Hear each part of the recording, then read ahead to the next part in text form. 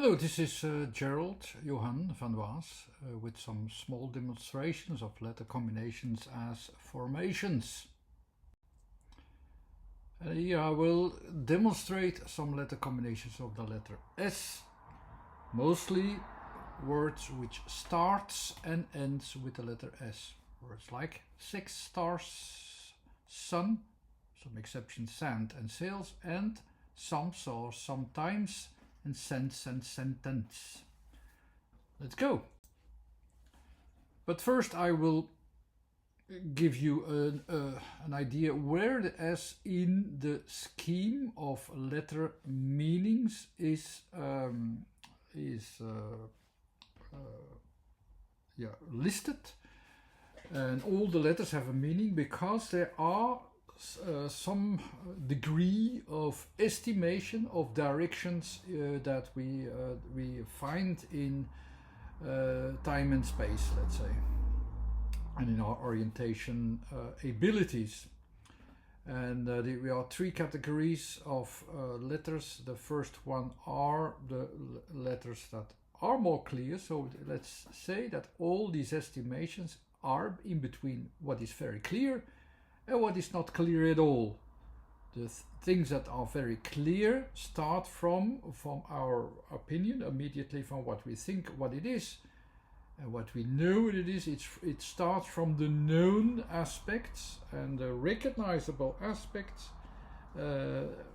which start from the most recognizable thing is what we think about things, so the A. What is usable is the T, for instance, and what we don't know is the K. But it's all about what we know, also in some degrees, what we ourselves know, what into some degrees. When it's changing, we follow the directions in time, and then we follow it up. We also exploit it in time, and at the end, when it's already less clear, we just acknowledge that it is, going somewhere. So the three parts of from clear to unclear are also in the small sections available to some degree or another. But the last part, we are talking about the last part, the unknown is there, the unknown aspects are there, so we no longer speak about what we ourselves think what it is, because we already don't know that anymore, and we can't follow it anymore, the directions. So the directions become more and more unclear. All these letters from the last section are about things that simply are where they are, but we cannot estimate them very well. So we have to leave them a little bit as they are. They work as they are. So also these three categories are there, and we're actually just following what's there. Well, in the beginning we tried to find the objects and try to define the objects and think that we know that we can use it and deal with it. We are just using it, but in a way we're trying to estimate what it is. In the second category we are doing something, we follow it up and we're making something from it. In the last category it's simply what it is, it's simply how it works. It is if we think that we have to follow it up from something that we don't know, that we have to obey it, it's a little bit exaggerating, but in a way we have to obey the reality. That's true. The best thing to do is to deal with reality and do something with and check what it does and then react correspondingly. It's like a dance in the end. That's also with sound S, by the way. So that's the result that you need to do, to have work with it as with a dance. This is psychology. It's an association with how we perceive these points in time and space, and that's how we deal with it. But that's also how we see these things. That's also how we estimate the things. So where is the S at the end of the system? And it's also almost like we don't have a system for it anymore. We don't have a predictive suggestion even for it. The only suggestion that there is at each moment we have to check out what's now. What do you have now? And in the effect what it gives, there we can see what we have now at each moment. And that's how we can see the S in the beginning and in the end of a word somewhat in our horizon from our perspectives. We don't see the beginning of this where it starts from. It's unpredictable, but we can see how it evolves in the starting S, and we see what it affects is in the last S, and that's where the words between S and S are lying. What if the last letter is the X, because that already has the sound of S? It is of course a separated S. The K separates, the S is still the same thing, but what is the effect that the sound of K and S is combined? This S will be out of focus immediately, so we don't know where this X is going anymore, and that's that is one of the features, one of the most important features of X. It's there we rather see where it started from, but we no longer see where it's going to. So we don't see the end results. And if we look up a word with S starting with S and ending with X, it's of course sex. And there also you have the E is the continuation and an activation, deliberate activation of the whole process inside it. And so we participate it and we make it. That's what is going on in this E. And we just follow up, let's say, the energy that is coming forth from it. The S also is like, it's a waveform, of course. It's the waveform which simply finds what is the end effect of everything. So also here we don't see the original initiation. It's not visible. So also not the intentions which you really put into this word and put into this activity. And also the effect and the end with the S and as well as the X are indirect. The effects will not be immediately visible, but all the intentions, what you put in it, whatever intentions these are, will have an end effect and have indirect results, and they will not be visible immediately. That's what is already visible in this word, in this reference frame of letters. Let it sink in. But let's take a word which ends with the letter S. A lot of words ends with the letter S as a plural. So the plural of a word is simply by adding an S. How does it come that it can be used as a plural? It's the S is at the end of our observations. We hardly can see what it is, but it has some effect and we try to follow it. Let's have just one word without the S then and add the S and see what it does. We have here the star, so that means we're trying to follow up and we're trying to see something which we don't see where it comes from, and we see only its progress, but we also it is a bit vague where it's going to, but we can pinpoint where it is with the T, and with the A we can name it as an object. That's the star. With the sound R, it even says even more that it is somewhere in space where it is adapting to the changes in that space. And with the R, the bow of interaction that is trying to find interactions where we can try to find interactions. The bow of movement in time and space is also there at the end of the R, and that describes the R actually very well. What with stars? Stars, when you add an S, of course, at the other end, the S is almost like a reflection of everything what happened before, and you see what's the effect of everything that happened before. So it will give a counter reflection, and you see where it will have a similar overlapping effect or effects. You can have even all the stars there and fill it in with the same formula until you see the whole frame of all the stars.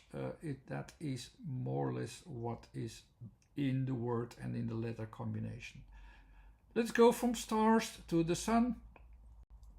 I know I already have expressed sun before, but you can express it in many ways, in several ways, but they all come down to the combination of the letter meanings and the letter movements of S and N. The S is this movement that is unpredictable, that you try to follow.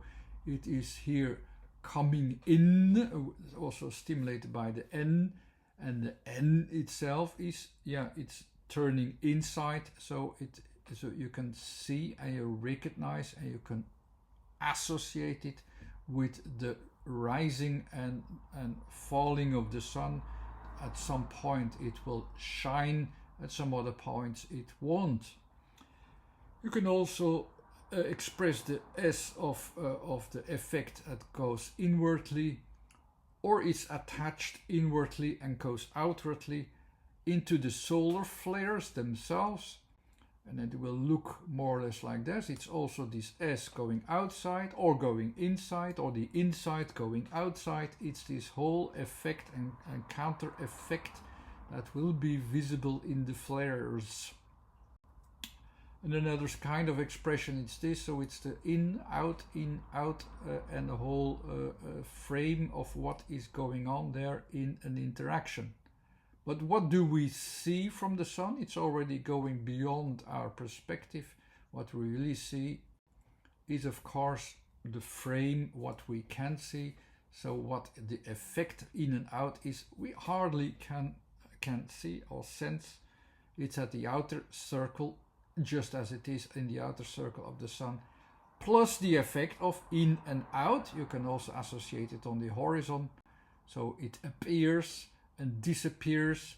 It comes with the shining, as you can also say.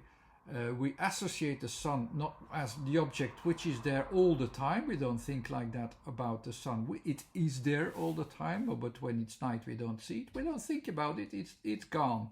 So it appears and disappears together with the shining of the sun. It's the N. So it's going inwardly, outwardly. What comes out, we notice. And that is more or less the association which is there. And then with the association of which is the sound of the slightest noticeable part, it is more expressed like the following. The or the sun. So the essence of the sun is actually it actually saying like it is shining. It's bringing its energy from inward to outward, and it's disappearing. It's appearing. The shining which comes out when it's appearing is there when we notice it, and then we notice the sun. When the shining is not there and it goes back inwardly, we don't mention it anymore, and the sun is, for us, it's gone. And we look at the moon, for instance, we look at the stars, we look at we look at television, we look at something else. The sun is then at the background. That's more or less what the sun association is about in the letter combinations, as how I see it and what you can derive from it. Take it or leave it. Go to the sand. Sand I also expressed before in one of the other videos. Also there you can have the features of the S. The S means I don't see the beginning. I don't see where it starts from. That's the same with sand. I describe sand with S simply because I can't see the beginning, but I can see where it leads to. It leads to something which is objective for me, which is objective enough for me. This N goes back inwardly, as you see here as well. And in this inwardly movement, we can sense it. The S is already about giving attention to what you can sense. It's the without a starting point, but we sense it. We can have affection with it. We can notice it moment to moment.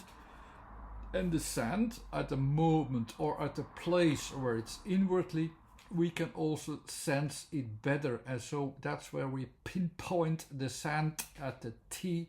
The T is the point where it goes inwardly, and there we can sense the sand more better. The behaviorism of the sand is unpredictable, like with S. So how it will make its form, changes its form, how it will behave, it's unpredictable. And just think about it, how sand is and how it behaves. And just dig a hole at the coast very deep, and when it suddenly sinks in, you will notice how unpredictable this is. But you can stick your finger into the sand and sense the sand directly. That's a sure moment. That's the T moment. That's where you can use it to pinpoint, yeah, here I can sense it's the sand. And I also said in a previous video about sand, when you find the sand expressed, you can express it best with also a pinpointing moment somewhere in the sand, like when you put something in the sand, a shovel or something. Now you can notice that, okay, there's also a moment where we can sense it's a soft sand. It's not a mountain, it's sand. Thanks to this moment in N with T or with D, is that it's pressed out and it's pressed in somewhere, we can sense the sand there. And that's part of this whole behaviorism, that you can sense sand. Go to the next word, sails. Sails, you have A, the sound, which stretches it all. You have the unpredictable beginning, unpredictable ending. You have the L, which tries to make a form out of it, that grows something out of it, grows something that you can use out of it. But the A as a written word doesn't give it much possibilities of various possibilities, just give you one moment in the beginning. The A, the center focus, is there where the sails is found and expressed in between the unpredictable moments, which you need to follow up from the beginning to the start and even after the start. It describes somewhat the sails. You can recognize it's somewhat the sails. Is it the best expression in form? But maybe not. It's more like it's like someone who tries to change it into a form and express what is expressed underneath. You can see it like that as well. But I hope it will help you to see also why these letters are there and how these are combined. It's maybe more easy in other words, but it's there. So you have the stretched A, centered A with an appearing opportunity, or the sounds. You try to sense it and follow it up. So you follow it up until the moment A that you can use, and then you take something out that is useful with the L. That's what the L is about. So even if it has an unpredictable start, an unpredictable S with the S's, it shows you that you need a follow-up the whole time. That's in all these words from S to S. And we go to soms or sometimes. It's the same word. It's Dutch and English words. Soms or sometimes, it's also at the edge of what we can notice. So we have the S and we have the O's on this S of all the moments where it switches. Then you have the O's are environmental surroundings that you can see, or what is here surrounding it at all these moments. But you can also see where we can see everything. So most of the time it's out of sight. We can't grasp it. The M is taking everything together. The S is the unpredictable movement which we can't change. It starts from the beginning. It ends also with the S. So it is unpredictable the whole time. But if you follow this environment with the S, there are moments that it really is completely within reach. And how often this is just sometimes. It's described this very well. Soms, it describes it already. SOMS is already description completely. What is different with the English? They describe it even better with times. They say, yeah, but it is related with time, so it is related with time, so associated with the time, as you can see, it makes it even more easy. So the T, or the moment that I can use within the frame of M, from where to where with the E to the S, where is this frame that I can use, is just an in time, because the O is already about a time frame where I can add some element and find an opportunity. With the E, I find that opportunity immediately and go to where the opportunity is. I go to where it matters, or what moment do I have that matters. So together I have all here the whole words. I have the sum of conditions. I have some conditions. I have sums as sometimes in a unpredicted way. In sometimes you already know to which frame it is useful. Sums you don't see that. Sometimes you have this frame. Okay, here it is useful. Here I see this sometimes. These are the times where I see that at some time, as you understand what I'm doing. So let's resume what you already know. All the S's are at the edge of what we can see. We don't see the beginning, we only see the effect, as well as in the beginning, as on the end of the word. We only can see what is the effect. The only thing we can do is try to anticipate. We can't follow the points. Where is it? We also can't find the directions of the second category. No, the directions are not predictable, so we can only follow it up immediately at each moment. We try to anticipate, follow all the moments of change all the time. There's no prediction that can tell you what to do. You have to sense the moment. That's what it is. And sense, yeah, it's already another word. We can use sense, so that's one of our last words. Sense. Sense. So the sense is of course the S from the S. Let's see it more or less as a yin-yang effect. So we know where we start from, and we have to have the end effect, and we try to combine. Go from the starting point to the end point as best as possible, as useful as possible. The N is about using it for a longer time. The T was already I can use this. N is more like I can use this for a longer time, and I can see how I can adapt to it over a longer period. So the sense is about it's this balance between S and S.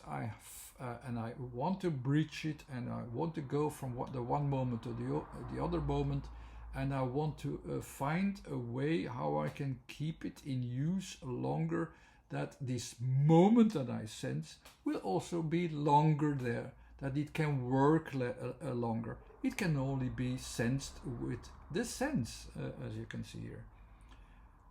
There are a lot of words which are not ending with S but with CE instead.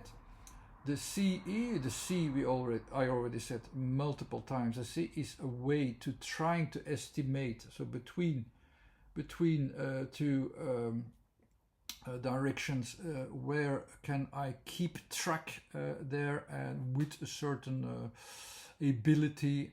Is this ability good enough to keep this whole working material together? Can I keep it the whole order together?